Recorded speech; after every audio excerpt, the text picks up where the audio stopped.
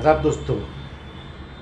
मैं कभी कभी अपने वीडियो में अधिकारी कर्मचारी के बारे में बताते हुए मेरे मुंह से हरामखोर और कमीना या चोरकट टाइप शब्द निकल जाता है, तो कई लोगों ने मुझे फ़ोन करके समझाया कि ये भाषा जो है या ये वर्ड जो असंसदीय शब्द हैं और गाली की श्रेणी में आते हैं, तो इसका प्रयोग ना किया कीजिए।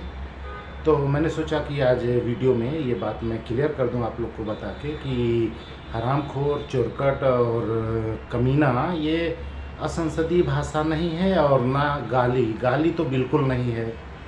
गाली की श्रेणी में ये नहीं आता है। इन शब्दों का शाब्दिक अर्थ जानना ज़रूरी है। जैसे हरामखोर, हराम उस चीज़ को कहते हैं जो बिना मेहनत के हासिल की जाए। जैसे रिश्वत हराम होती है। और खोर माने खाने वाला, तो रिश्वत खाने वाले को हरामखोर कहते हैं। वो थोड़ा उर्दू का टफ वर्ड है हरामखोर, और ज़्यादातर इस्तेमाल नहीं होता, इसलिए लोग उसको गाली की श्रेणी में लेते हैं। हरामखोर कहना गाली है, लेकिन गाली नहीं है। वो हरामखोर मतलब रिश्वत खाने वाला। दूसरी चीज़ आती है कमीना। कमीना भी गाली नहीं है। कमीना उसको कहते हैं जैसे कोई मज़दूर हो, मज़दूरी ले ले और काम ना करे।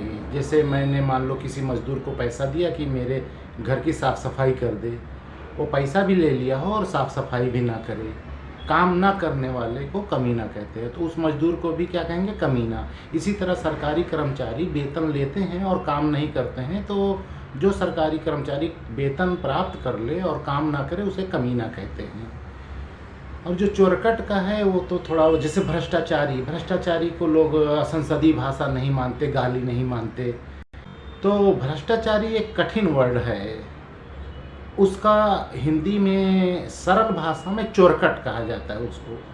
अब चोरकट को कुछ लोग बुरा मान जाते हैं, भ्रष्टाचारी को उतना बुरा नहीं मानते हैं, क्योंकि कठिन वर्ड है। वो ज़्यादातर बोलचाल में नहीं है, और जिस बोलचाल में है वो थोड़ा जांच के बाद आता है, लेकिन चोरकट कहीं नहीं लिखा जाता उसको। और चोरकट तो भाई एकदम खुलेआम है, जैसे कोई जेब कतरा हो तो उसे चोरकट कह दिया जाता है। इसीलिए भ्रष्टाचारियों को अगर चोरकट कह दो तो बुरा मान जाते हैं, उनको लगता है कि हमें गाली दी गई। नहीं महाराज, गाली नहीं है। जैसे चोर को चोर ही कहा जाता है, अब थोड़ा कठिन हिंदी में भ्रष्टाचारी कह दिया जाता है। तो जो हिंदी उतना नहीं जानते मेरी तरह, हिंदी का ज्ञान ना हो, तो वो लोग चोरकट कह देते हैं। तो ये चोरकट, भ्रष्टाचारी और हरामखोर और कमीना, ये कहीं से भी गाली नहीं है।